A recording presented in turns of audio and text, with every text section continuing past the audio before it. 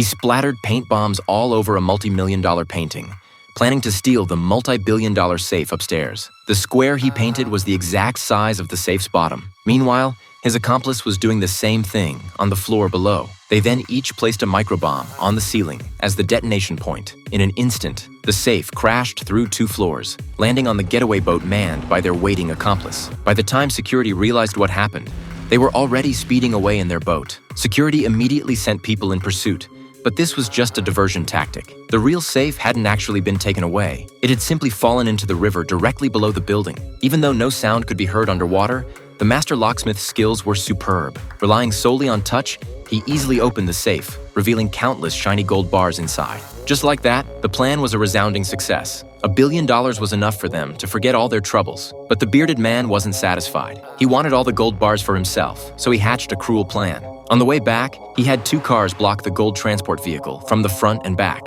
He himself subdued Jason, who was in the driver's seat, and then had his henchmen take all the gold bars. To avoid retaliation, he even decided to brutally kill his former teammates. Backed into a corner, Jason had no choice but to take a gamble.